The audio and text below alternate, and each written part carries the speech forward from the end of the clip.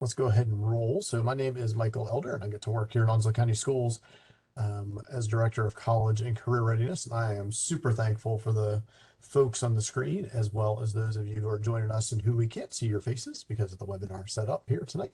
But this is our first of 2023 Parent Academies. We had several in the fall, I think 7 or 8 different sessions in the fall, and we'll have quite a few here coming up in the spring too. So I'll drop a link in the chat to our upcoming ones, but we do have our next one, or one on the horizon, is one with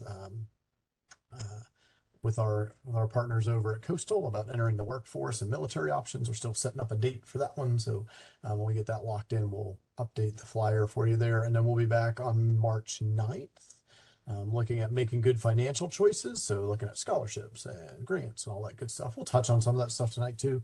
And then we'll be with us again March 16th, looking at high school scheduling. So if you're still building high school schedules, and lots of other options. In fact, 2 more came up today. So we'll be adding those to the calendar. I know, breaking news. One being on, oh my gosh, you want me to take an advanced placement class? What is that? So we're going to do one of those that was requested, and another one in that vein. So we know you came tonight though for making college affordable, and so on my screen she's in the top right corner. So we have Brittany Privet with us from College Foundation North Carolina. I know she'll introduce herself, but I will say it at the beginning and I'll say it at the end, we're just so thankful for the partnership with CFNC, and especially Brittany, who's just willing to do whatever, whenever, and wherever, and has that same mindset of serving you all as our community. So, but then also in my bottom left corner, we have Princessa Hurd from Coastal Carolina Community College, and she is a rock star as well. And again, thankful for her jumping in here tonight. We also have two members of our Onslow County school staff with us, and one you can see, and that's Michelle Chadwick, and she's on the screen there with you. She's our Director of Advanced Learning in STEM. And then one you can't see is our high school gifted specialist, and that's Martha Calder. So all of us are a part of the Onslow County crew. And then we again say thank you to Brittany and Princessa for being our partners in this. So I'm going to put a link to that upcoming stuff in the chat. So you will have that. But with that, I think I'll throw it over to Brittany to kind of get us rolling here for tonight. Awesome. Thank you so much, Dr. Elder. And thank you everybody for being here this evening. We understand it's a busy time of year. Everybody's trying to get back in the swing of things and figure everything out moving forward. And we just wanted to kind of let you know what you need to do at this point to make college affordable. So I'm going to share my screen.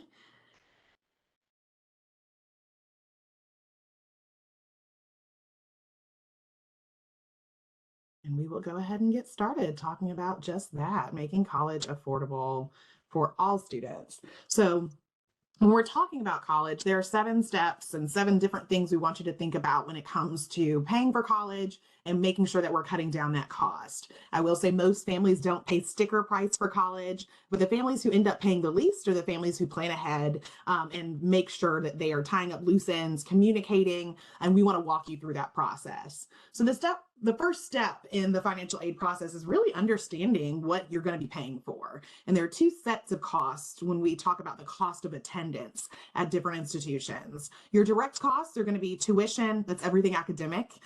Required fees are going to be everything that your tour guide on campus said was free. That's going to be included in your required fees. So yes, it's free at the moment, but when it comes to when it's being paid for, it's been paid for ahead of time. That can include transportation around campus through a shuttle service. That could include printing on campus. It can also include things like athletic events and things like that. So those required fees kind of are your miscellaneous fees. So students don't have to pay out of pocket for those items while they're on campus. Room and board are going to be where you sleep and where you eat on campus. And there are lots of ways to cut costs on room and board. We have Princessa here tonight to talk a little bit about Coastal Carolina. They don't have campus housing, and that's a great way to cut costs by starting at your community college or attending a community college in general, because there isn't that housing cost. There are also ways to get employment on campus to cut your housing costs. Some colleges actually discount housing if you're a resident advisor or you work in the housing department. I worked at an apartment complex when I was in college, so I didn't have to pay rent, and my paycheck also included other perks. So there are ways to cut these costs. And again, we're going to talk about those tonight. But we also want you to budget for your indirect costs. Excuse me.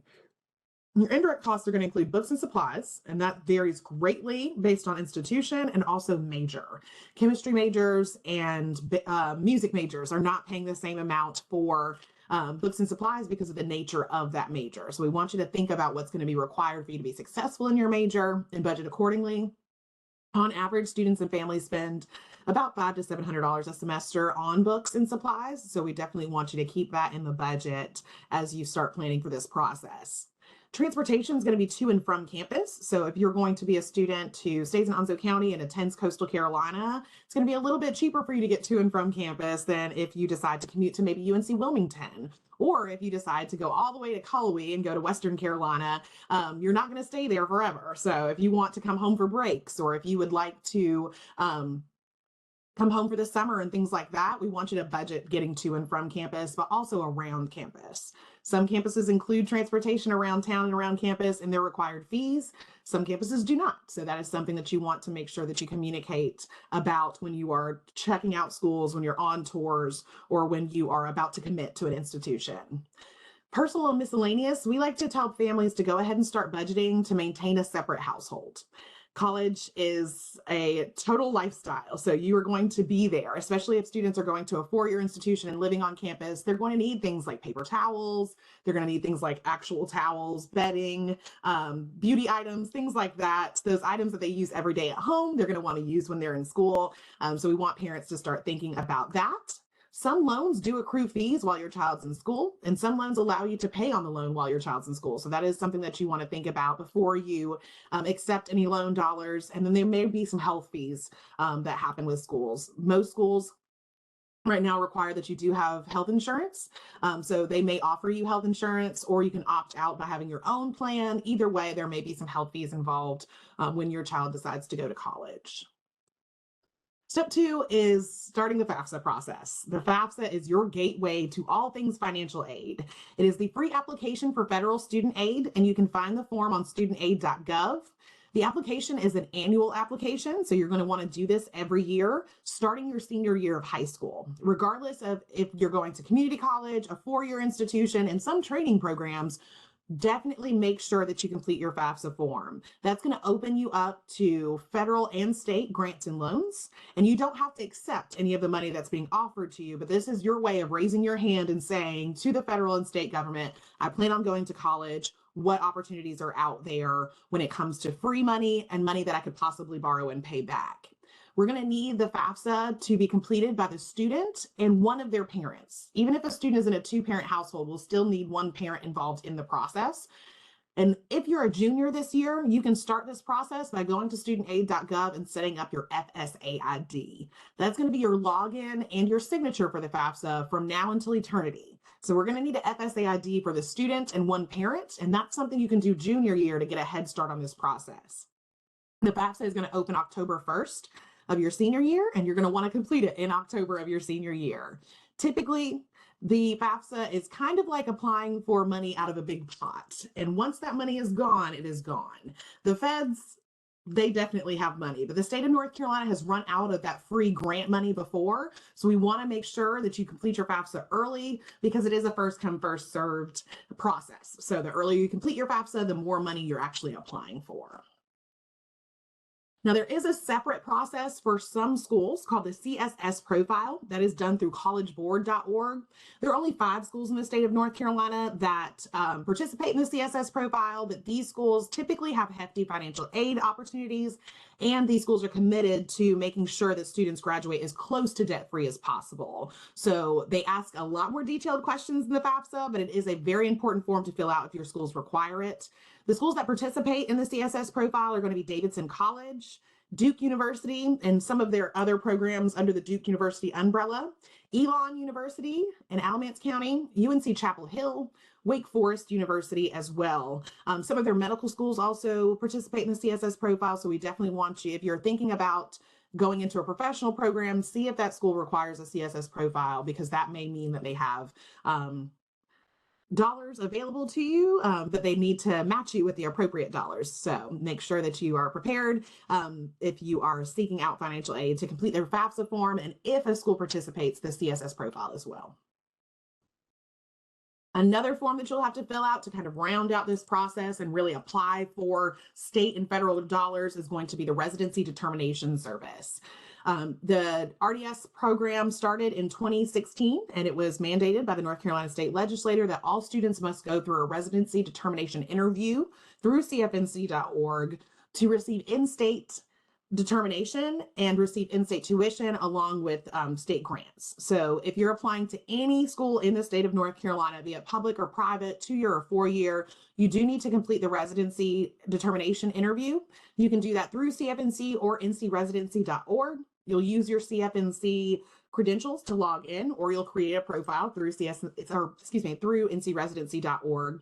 It's going to ask you questions about where you live, if your parents have paid taxes in the state of North Carolina, how long have you lived in the state of North Carolina, to determine if you're an in-state student for tuition and grant purposes. For our 16 public schools and our 58 community colleges, you are applying for in-state tuition, which is about a 40% discount, which is a hefty discount. So we definitely want you to complete this form in a timely manner. For our students who are planning to go to a private institution like Elon University, Methodist University, Campbell University, we want you to still complete this form because you are also opening the door to North Carolina State grant dollars and state scholarships. So please complete the residency determination form as you complete your FAFSA and your CSS profile, so you open yourself up to as much money as possible and knock down that sticker price of attending the institution that you want to go to. Now, when it comes to going through these forms, the next step is really understanding your family dynamics and who technically are your parents on these forms. The FAFSA and the federal government are very particular about who parents are for the FAFSA and for financial aid purposes. So we want to make sure that you know that going in. So according to the FAFSA, your parents are going to be your biological or adoptive parents if they are married and living together. If your parents are not married but still living together, you're going to put both parents on the FAFSA. If you have a single parent who is widowed, separated, divorced, or never married, we're going to put that parent on the FAFSA. If your single parent is divorced and remarried, we're going to put them and their spouse on the FAFSA. This is where it gets a little tricky, and that's why we have this awesome chart here. If you have a 50-50 situation where you split your time between mom and dad and you split it evenly, we're going to go with the parent with whom the child spends the most time with. And if it is a complete even split, we're going to go with the parent who supports the child the most financially. That's where it gets funky on the FAFSA. It has nothing to do with who claims who on your taxes or anything like that. It has to do with who the child spends the most time with. And if it's an even split, it's going to be the parent who supports the child most financially, okay? If you have questions about that, feel free to put them in the chat. I'll be happy to answer them in the private chat because everybody's family situation is different. Again, this is being recorded, and you can also send me your email address into the chat, and I'll be happy to send this PowerPoint presentation to you. This information is free information. It should be available to everybody, so we're trying to make sure that we're doing this more often to ensure that you have all the information you need to make an informed decision about what you do after high school. Now, when it comes to the FAFSA, we want to make sure after you know who your parents are and what your family dynamics look like according to the FAFSA, we also want you to be prepared to think about what the FAFSA is going to consider when it comes to your family income and what the snapshot of your family's financials are. So with the FAFSA, every year you're going to use your tax information from 2 years prior to the enrollment year or the year that you are going to school. So for example, if you're a senior this year, you're going to be graduating and attending college in 2023. So we'll use 2021 taxes for the FAFSA form. It's going to use that tax information. It's also going to take in consideration your untaxed income and some of your asset information to create what we call an EFC, or expected family contribution. And after you fill out the FAFSA, you're going to receive your EFC, and that's going to be the number that the federal government says that your family can contribute to your child's education or the student's education. We understand that sometimes that number and what's actually in your bank account, the real number, is not always the same. So that's why we want you to do your FAFSA early, so that once you get that EFC back, if it is way out of the ballpark, we want you to communicate with colleges. And Princessa can definitely touch on that in a little bit. We want to help you. Colleges want to help you. But this is a process where closed mouths don't get fed. So you're going to put a lot of information on the FAFSA. And if that number doesn't look like it should, it is time to start communicating with financial aid offices, okay? Now, you may be flagged for what we call verification, which is a random FAFSA audit.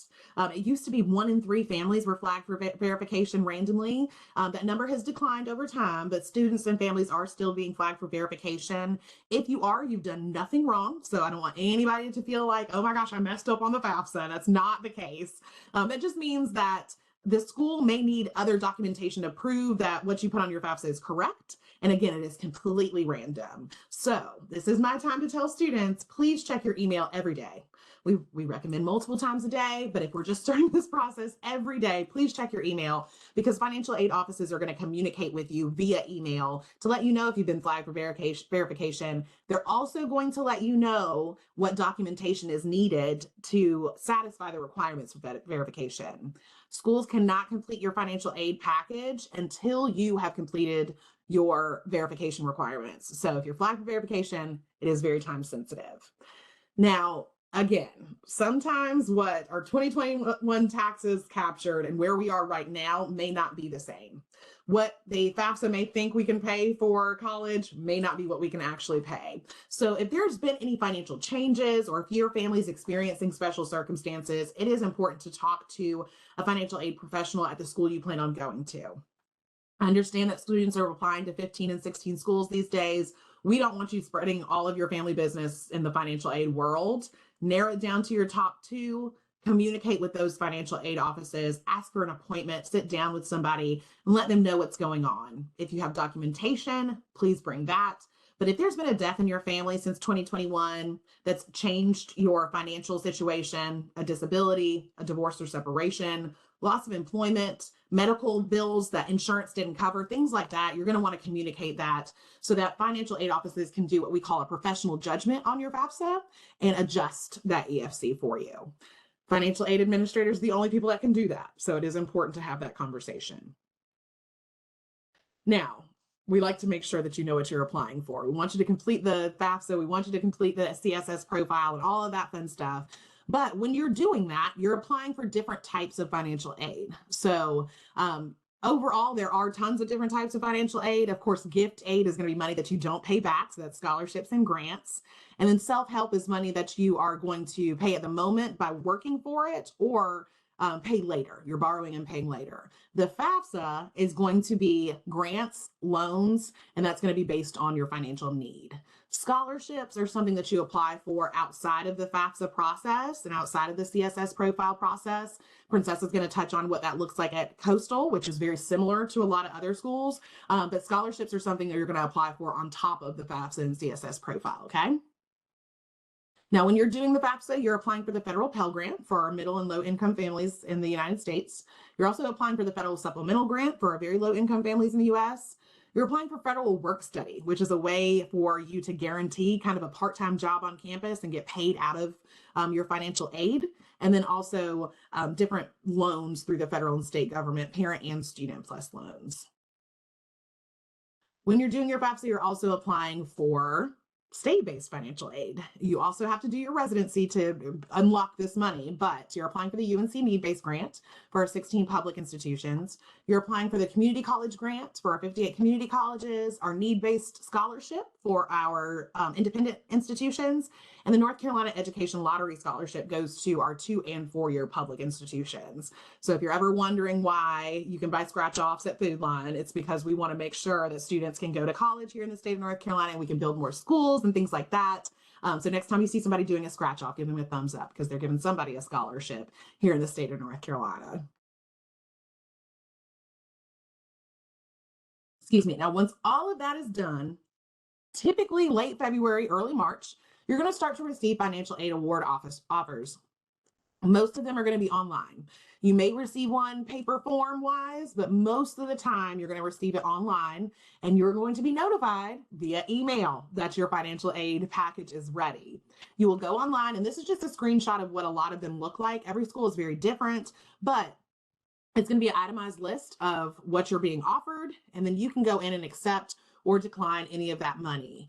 We do encourage you to accept any free money first, so accept that gift aid first, so your scholarships and your grants. And then when it comes to loans, we want you to borrow what you need. don't overborrow, because a lot of times students may not realize that you do have to pay that money back 6 months after you stop going to college. Whether you graduate or not, 6 months after your last semester, you're going to have to start paying your student loans back. So we want to make sure that you're making informed decisions on taking out loans. And I'll tell you a little bit about how to make an informed decision in just a second. After all of this is done, after you receive your aid and all that fun stuff, financial aid never stops. So it's okay to keep applying for scholarships. There's a common misconception that students can only apply for scholarships as they enter college, but that is not the case. There are scholarships for upperclassmen. There are scholarships for students who, once they enter into their major, there are tons and tons of scholarships out there. So we want you to apply for scholarships every year you're in college and make it a continuous process. Again, we want you to check your email on a regular basis. I promise you, we're not joking on that. That is definitely the way colleges are going to communicate with you, and you are responsible for that information. We want you to compare your financial aid offers. Make the best decision on what's going to be best financially for you and your family. College is an investment in your future, and we want you to come out with as little debt as possible. So make sure you compare those financial aid offers and get ready for college. Go shopping with your family. Get excited for orientation. Reach out to people who may be going from your senior class to see if there are ways that you can connect once you get on campus. This is an exciting process. So we don't want the money part to stress you out. We want you to be excited about this because you've earned it. Now, CFNC has tons of information. Princessa gave me the best tagline ever. We're like the Amazon for college in North Carolina, and I love that. But these are two features on our pay tab on CFNC. We have a scholarship search with over 120 scholarships just for North Carolina residents. Of course, we remind you at the very top to complete your FAFSA form to be eligible for any grant money in the state, but you can search for scholarships based on population, based on county, based on major, and see what's out there for you specifically. And then we also have calculators to help you make informed decisions. So we have a budget calculator for students who may be going out on their own financially for the first time.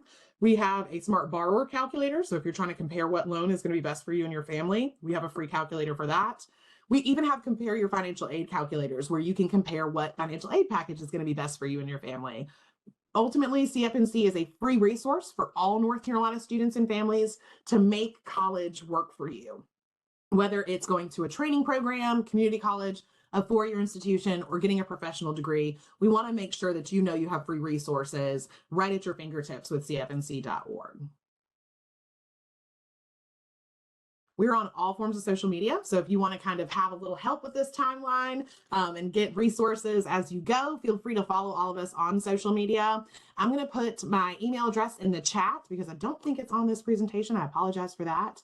But if there's anything you need, let us know. We're here to help. I work closely with Onslow County. I live and work out of Wilmington, but I'm just another resource in your back pocket. One of the talking heads on this screen right now. We're all here to help you. I'm going to turn it over to Princessa to talk a little bit more about what this looks like at Coastal Carolina, so you have a better understanding of what it looks like in your backyard. But thank you all for showing up this evening. That's a huge part of the process. This will be recorded, and if you need the PowerPoint, feel free to put in the chat, and I'll be happy to send it to you. Thank you, Brittany. I am going to share my computer screen in a minute, but I wanted to piggyback a little bit off of what Brittany says. Definitely apply for FAFSA whether you think you qualify for it or not. That is a huge thing that we run into at the college level, is that people don't apply for FAFSA because they say, well, my parents said they make too much money. Well, a lot of scholarships require that step to be completed for us to award you scholarships. So like part of the coastal scholarship process is that you've completed a FAFSA application as well. So not that that's going to help or stop you from getting a scholarship, but it's part of that process. So make sure whether you think you qualify for it or not, that every year you do your financial aid application. That is super, super important. I'm gonna go over some of the basics, just stuff with college, and then I'll tell you why you should come to Coastal. So Coastal is a great school that I would love everybody that's local to attend. Let's see. All right, what screen are you seeing? Are you guys seeing? In your web browser, yep, the Coastal Carolina page. Cool. That's what I want you to see. If you're seeing a picture of my granddaughter, that would be the wrong screen. So right now on the Coastal website, it's easy to navigate, and I'm going to show you something first. We're paying for school. So Coastal actually has a tab right under the admissions that says paying for Coastal. And so with us, we literally have a link for you. And I wanted to show you this because we're a community college. The difference between a community college and a university, one main difference is a university has students from all over the state, all over the places. Most times at a community college, we're here to serve the local community, which is Onslow County. North Carolina did a great job with placing a community college every 30 miles from each other because they believe in that system. We're here to help Onslow County and our surrounding communities get students either trades or transfer to a four-year university. So what we do isn't just for us. So if you look at this website right here, it'll show you we have links to FAFSA, we have links to scholarships and things, and I'll go back to that. A lot of our local students qualify for veterans benefits. So whether you choose to come to Coastal or not, you could come in and talk to our VA staff to get yourself started. We're not going to say you can't talk to us because you're not going to come to Coastal. We're going to help you get started and let you know then who you need to talk to at your next college that you're choosing to apply to. The other cool thing here I wanted to show you was our financial aid link.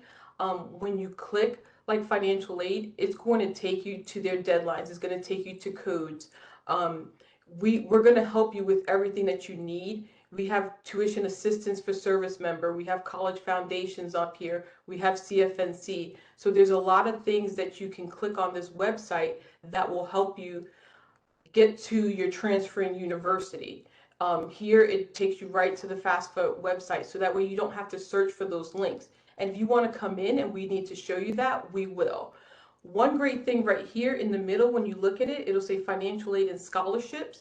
So when you click this link, the reason why I want to show you is right here, we have workshops for financial aid. Whether you're coming to Coastal or not, you can register for this workshop and we will help the student and their parents submit that first initial financial aid. We will help you get it submitted. If you're having trouble submitting that stuff and all that, we'll help you get all that paperwork submitted. And then from there, then you have to go to the college that you're going to attend to see if you've been selected for verification and stuff.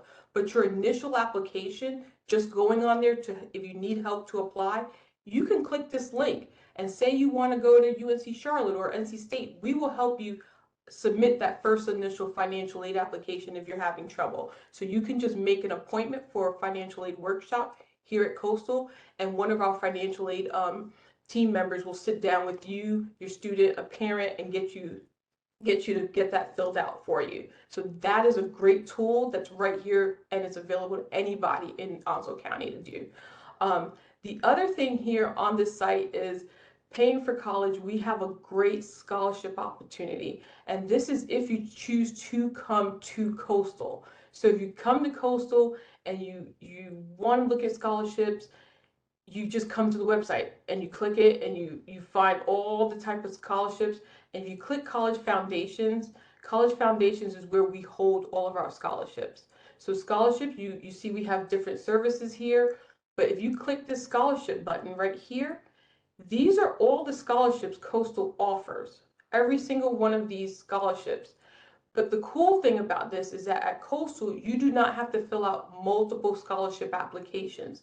If you go back to this page and you scroll down, there's an application right here, and it usually opens up April 1st, and you fill out one application, and it literally will apply to all those scholarships that we offer here at Coastal. So our foundation office will try to get you connected with the best scholarship it sees that fits. We have some scholarships that's geared towards teaching.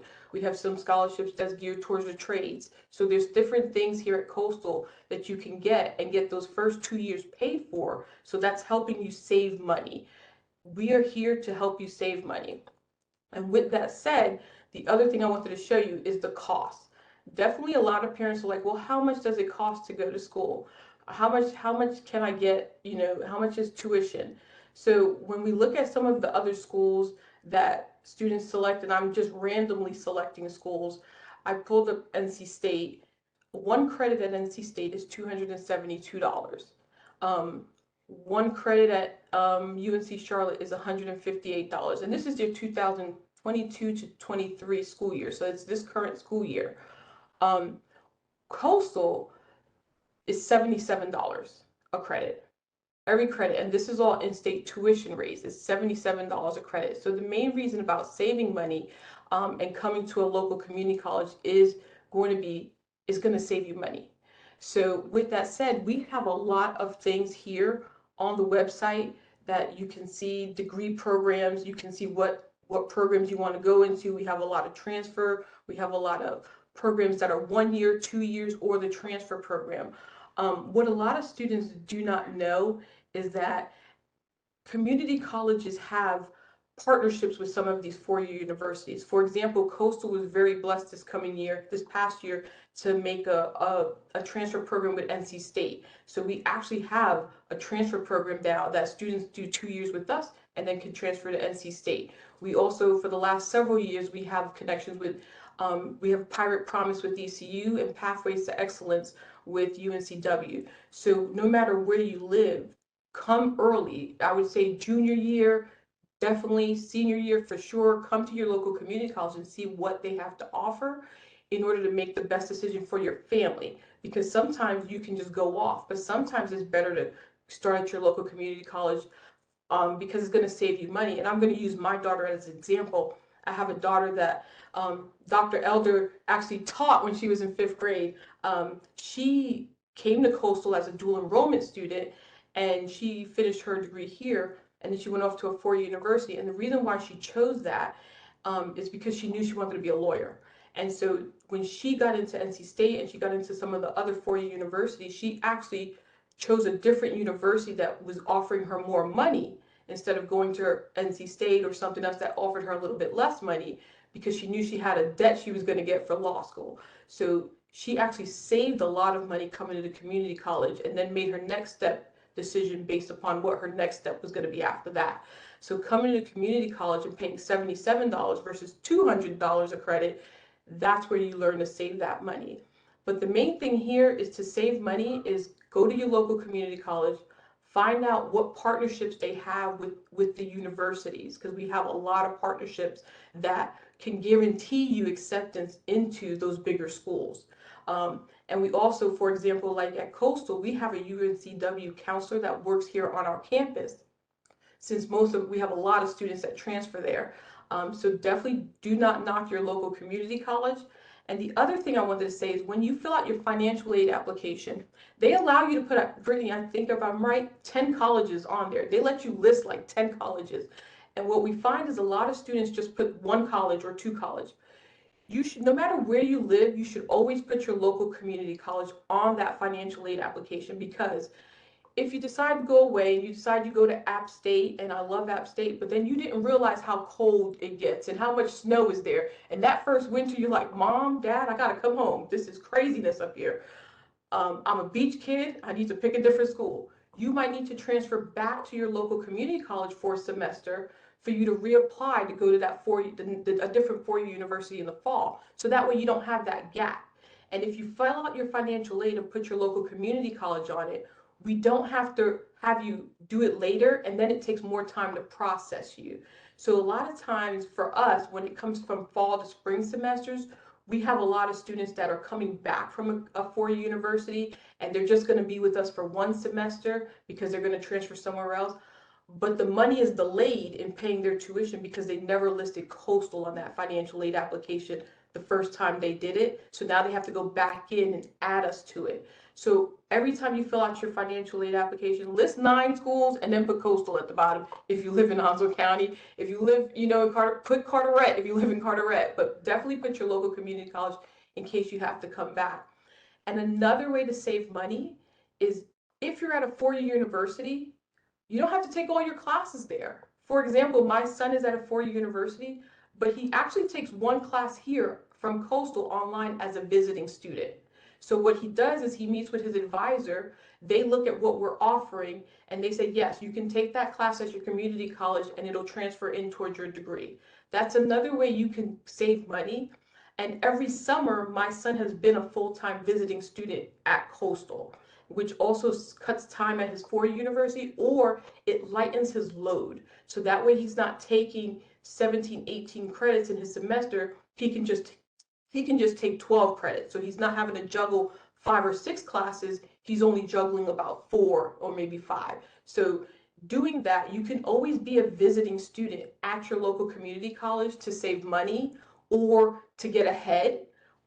Any which way, we do accept visiting students as well from the 4-year universities. So that's a great way to save money. And a lot of students don't realize that they can do that, that you can take classes at 2 different places. You can't be a full-time student at 2 different places, but you can be a visiting student taking 1 or 2 classes here. And you can be a full-time student in the summer if you're not at your university taking classes. So if you're paying for a lease and it's over in the summer, you can come home, take classes, and then go back. But that's another great tool a lot of students don't know that they can do. But that's something I did want to make sure I share today. And then Brittany touched on something about making your time in college cheaper. Even at Coastal, we have work studies. There's a great work study program. On your financial aid application, there's going to be a question on there that says, are you interested in work study? It's going to say yes, no, I'm not sure. Check I'm not sure. Don't check no. Leave the door open, because you never know what that's going to be. Even at Coastal, we have work studies, and they get a paycheck.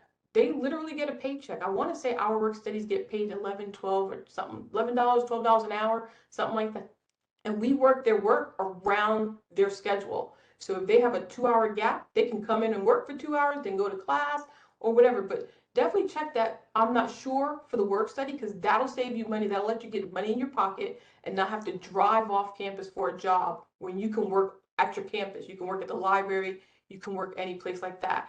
The other thing Brittany says was RA. My nephew goes to UNC Charlotte, and he became an RA because he's taking loans out for school. And so that's saving him a ton, because actually your housing costs more than your tuition usually. So that saves him a ton of money. He became an RA, and that saves a ton of money for him doing that. But that's a great thing to do.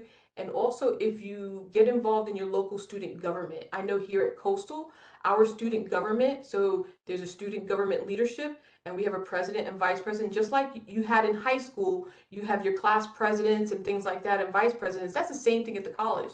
Do you know at Coastal, if you win one of those elective spots, we pay your tuition and we pay for your books.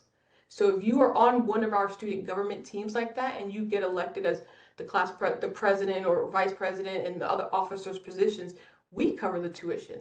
So look at programs like that within all your schools to see, hey, what could I join? What might pay my tuition? But definitely a lot of times when you join that student government leadership team that meets with staff members like me, that's something that usually you get money towards your tuition to do. So that's something a lot of students don't realize, that they have that opportunity as well.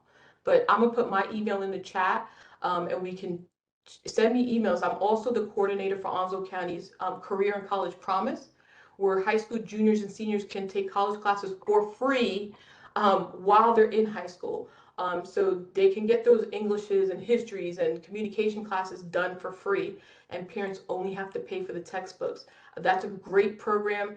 Onslow County Schools they're great. Their counselors are wonderful with working with Coastal to create schedules for students. And we actually teach classes on every high school campus. So your student doesn't even have to drive here. They can just take the classes that our instructors drive to their high school and teach it on their high school campuses. So that's really good for the public high schools. We do that. And then any other student, if they're in private school or homeschool, we have classes here on campus, and we have online classes, and they're free while you're in high school. So I'll put my email in the chat, and if you have questions about that, or you just need me to help connect you to the next step for you. I also have liaisons that work for Coastal that visits every high school once a week. So every high school, including Camp Lejeune, has a liaison that comes back and reports to me, and they will see whether your student wants to come to Coastal or whether your student wants to go to Western Carolina. They will meet with that student and get them started. So that resource for Coastal does provide that resource to the high schools as well, and our homeschools and private schools and our virtual schools as well. So if anybody has any questions, let me know, but I'll turn it back over to Dr. Elder. So many different pieces and parts tonight, and so that's that's one of the joys and one of the challenges of the college process, right? So hence why we start these, and we're so thankful that you all have joined us this evening. Certainly watching the chat to see if there's anything there. But also we know questions come up at random times, right? And so I appreciate both Brittany and Princessa talking to the fact that we're all in groups that are out here to help. So if you find yourself needing help with any of these pieces, you can certainly reach out to me. I know you can swing by Coastal on their website. They have multiple places where you can schedule an appointment if you just want to lock it in for a particular time. But everybody out there really wants to help kids reach their potential, and adults reach their potential too. So just let us know how we can help. And also, Princess, I heard a lot in what you were saying too. Just sometimes it's good to come in and say, this is my goal. Like, I would like to do X, Y, Z, or I don't know what I want to do. How do I get there? Like, and we love to work backwards. So at Coastal, we'll say, what's your goal? And then we'll work backwards so you know what you're doing. And then the students who don't know, we have something for you too. We actually have a layout for students who really don't know. We have a layout, but people will be surprised what we have to offer. And we have an open house coming up that we have sent out to all the high schools. So that's coming up too. And the campus will be open for tours as well. So yeah, there's a lot of opportunities. so So anything else you wanted to add there? no, I know. So this new feature on WebEx, attendees can unmute themselves. So I guess we can give a second if anybody wants to unmute themselves and ask a question. We're happy to help. It's just kind of up to y'all, but we did put our information in, so feel free to reach out to us if you have a personal question or you want to be pointed in the right direction. Absolutely. Michelle, any words of wisdom you want to add to the conversation here tonight? No, I think everybody has said it all. We will certainly hang on here for a few minutes. For those of you who are on, if you want to ask anything, feel free. Also, just again, a shameless self plug for the upcoming Parent Academies. And also, a lot of these topics have come as a result of somebody asking questions. So if you have questions, or you would like to see a Parent Academy on, fill in the blank, let us know, because that's what we're here to do, is put together things that will make sense and help you navigate all these many options. So thank you. No, thank you to you, Casey Ray, for being here. It's your time that you're spending with us, and so thank you for being here.